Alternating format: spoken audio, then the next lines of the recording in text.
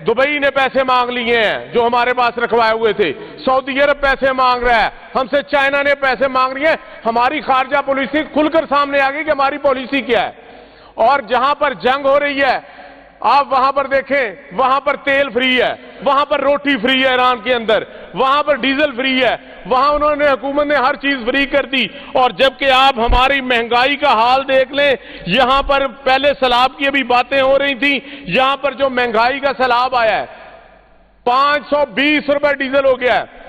और बड़े टीवियों पर बता रहे हैं कि जी हमने 1500 रुपए की किसान को सब्सिडी दी थी 6 माह के लिए। जनाब 7,000 रुपया फी एकड़ हमसे हार्वेस्टर वाला ज्यादा मांग रहा है। पहले 5,000 ले रहे थे, अब वो 12,000 रुपया ले रहे हैं। आज इधर आने के लिए 75 लीटर जनाब डीजल जब डलवाया गाड़ी के अंदर तो उसने 40,000 रुपया छोटा सा मुंह करके मांग लिया।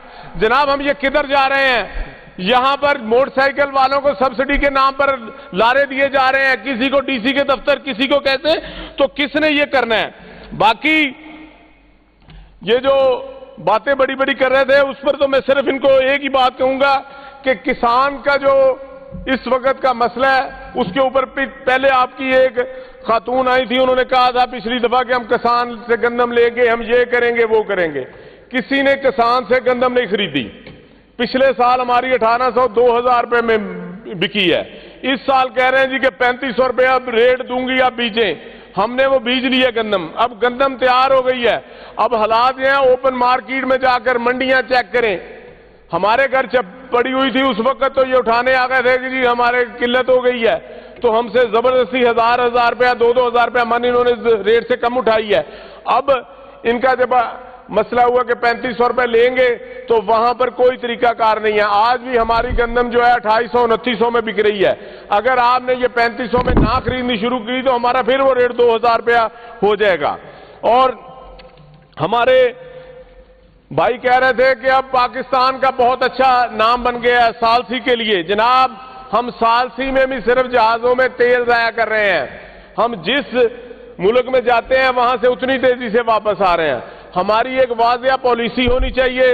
हमें ईरान के साथ बिल्कुल खड़ा होना चाहिए।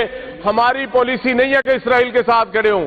कायद आजम से लेकर आज तक हम इसराइल के साथ नहीं खड़े, हम ईरान के साथ खड़े हैं और उन शोहदा के साथ खड़े हैं। अगर आप पाकिस्तानी कौम को इजाजत दें तो हमारी कौम जो है कोई 10 करोड़ लोग वहां पर जाकर लड़ने के लिए भी तैयार हैं। बहुत मेहरबानी जी, शुक्रिया।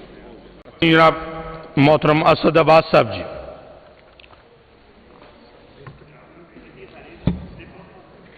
जी जनाब चेयरमैन, बिस्मिल्लाहिर्रहमानिर्रहीम, इय्याका नअबुदु व इय्याका नस्तईन।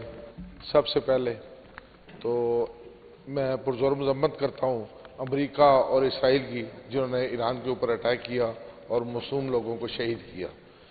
और मैं तारीफ भी करता हूँ ईरानियंस की और ईरान की पाक फौज की और लोगों की कि वो आज सुपर पावर, जो दुनिया की सुपर पावर है अमेरिका और इसराइल, उसके सामने खड़े हुए हैं शीशा पलाई दीवार की तरह। और एक कदम भी वो पीछे हटने को तैयार नहीं है। जबकि अमेरिका आपके सामने 12 दफा ये कह चुका है कि अब जंग बंद करने के लिए तैयार है, लेकिन ईरान नहीं मान रहा। वो कहता है कि जब तक अमेरिका के अड्डे इस अरब में से या इन मुल्कों में से खत्म नहीं होंगे, अमेरिका अपने जगह पे वापस नहीं जाएगा, तब तक ये खत्म नहीं होगा जी, ये जंग खत्म नहीं होगी। तो सबसे पहले महंगाई के ऊपर या क्राइम के ऊपर मेरे भाई बात कर रहे थे कि क्राइम की शरह जी बहुत कम हो गई है 2017 से लेके 2025 या 24 तक। तो मैं उनको एक चीज कहना चाहता हूं कि राय साहब, आप भी यहाँ पे बैठे हो जनाब चेयरमैन, आपका भी हल्का रावलपिंडी है, मेरा भी रावलपिंडी है। क्या हम दिल पे हाथ रख के कहें कि क्या क्राइम की शरह कम हुई है या उससे 3 गुना ज्यादा बढ़ गई है? हाँ, ये जरूर हुआ है कि जो लोग जिनके साथ ज्यादती होती है, मोबाइल स्नैचिंग होती है, डकैती होती है, चोरी होती है, वो थाने के अंदर दरखास्त लेके जाते हैं रिपोर्ट जमा करवाने के लिए, थानेदार उनकी सुनता ही नहीं है, उनकी दरखास्त लेने के लिए तैयार नहीं है। आज महंगाई का ये आलम है, लोग जो चोरी और डकैती में किस लिए ज्यादा ये क्राइम की शरह हुई है, बढ़ी है कि महंगाई की शरह बहुत ज्यादा बढ़ गई है। आप लोगों को दिखाने के लिए कहते हैं हाथी के दांत खाने की ओर और दिखाने की ओर, آپ نے پیٹرول مہنگا کرنا ہوتا ہے 50 روپے 80 روپے لیٹر، آپ چھلانگ لگاتے ہیں 200 روپے لیٹر۔ عوام کو خوش کرنے کے لیے کیا دیتے ہیں جی 80 روپے لیٹر ہم نے کم کر دے جی، آپ کی خاطر نہیں جی مہنگائی بہت زیادہ ہو گئی ہے۔ جو چیک اینڈ بیلنس محکمے آپ نے مہنگائی کو کنٹرول کرنے کے لیے بنائے ہوئے ہیں، آج تک مجھے بتائیں انہوں نے کیا کردار ادا کیا ہے؟ 1 روپے اگر گورنمنٹ کی طرف سے مہنگائی ہوتی ہے وہ 10 روپے آگے چیز مہنگی کر دیتے ہیں۔ ان کو کوئی روکنے ٹوکنے والا ہے؟ ان سے کوئی پوچھنے والا ہے؟ خدا کا واسطہ ہے، ہوش کے ناخن اس حکومت کو لینے چاہیے۔ جب تک وہ دن دور نہیں کہ جب عوام پر روڈوں پہ نکل آئے گی، کل نہ آپ بچیں گے نہ ہم بچیں گے۔ کہ ہمیں سوچنا چاہیے کہ عوام کے لیے زیادہ سے زیادہ ریلیف، ہم اپنے جو آسائشیں ہیں، جو لگژری گاڑیاں یا 20 پروٹوکول کی گاڑیاں انہیں کم کریں۔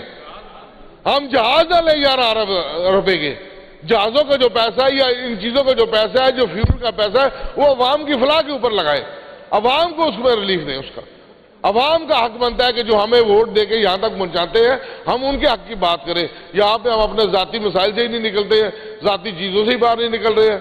خدا کے لیے عوام کے لیے کچھ کرنا چاہیے، ہمیں عوام کے حق میں بولنا چاہیے، مہنگائی کے اس طوفان کو روکنا چاہیے۔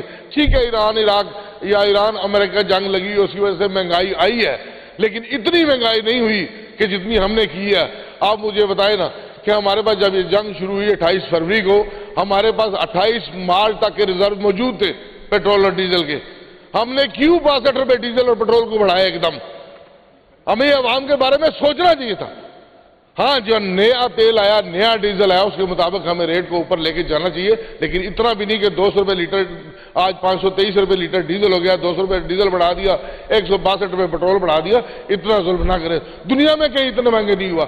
$4 فی گیلن آج بھی امریکہ کے اندر پیٹرول ہے، یعنی کہ 275 روپے پر لیٹر ہے۔ ہمارے آج کیا ہے 460 روپے لیٹر ہے۔ یہ کس طرح کا انصاف ہے؟ یہ کیا ہو رہا ہے ہمارے ملک کے اندر؟ ہمیں عوام کے بارے میں بارہا سوچنا ہوگا، اس چیز کے اوپر کنٹرول کرنا ہوگا، اپنی آسائشوں کو اپنے اللہ تعالی جو چیزیں ہیں ہم انہیں کم کر کے عوام کے اوپر ان چیزوں کو صرف کرنا ہوگا، عوام کے بارے میں سوچنا ہوگا۔ ہاں ایک چیز میں یہ کہنا چاہتا ہوں کہ آپ کو بھی پتہ ہے کہ آج ہمارا لیڈر عمران خان جیل کے اندر بند ہے۔ کیا اس کا حق نہیں بنتا کہ وہ اپنا علاج کرا سکے؟ کیا اس کا حق نہیں بنتا کہ اپنی فیملی سے ملاقات کر سکے؟ ہر قیدی کا یہ رائٹ ہے۔ ہاں میں اس حکومت سے کہتا ہوں کہ ہوش کے ناخن لیں، خان صاحب کو اتنا تو کریں نا کہ ہم نہیں کہتے کہ ان کے کیسز معاف کریں، ان کو باہر نکالیں، ٹھیک ہے جو عدالتیں فیصلہ کریں گی ہم بھی منظور کریں گے، ہم کیس لڑنے کے لیے بھگتنے کے لیے تیار ہیں۔ جو بے گناہ آج جیل کے اندر بیٹھا ہوا ہے عوام کی خاطر، اسرائیل کے خلاف بولے یا رشیا میں گئے، اس کی سزا میں مل رہی ہے امریکہ کے خلاف، اس کی سزا خان صاحب بھگت رہے ہیں، لیکن پھر بھی ہم عدالتوں کا سامنا کرنے کے لیے تیار ہیں۔ عدالتیں باہر ہمیں وہ کہتی ملاقات کا لکھ کے دیتی ہے، آگے سے جو آپ کے لوگ بیٹھے وہ ماننے کے لیے تیار ہی نہیں، نہ ملاقات کرانے کے لیے تیار ہے، نہ ڈاکٹر کو رسائی دینے کے لیے تیار ہے۔ تو خدا را خان صاحب کو ڈاکٹر تک رسائی دی جائے اور ان کا جو حق بنتا ہے جیل کے مینول کے مطابق ان کو اس کے مطابق بہت مہربانی اسد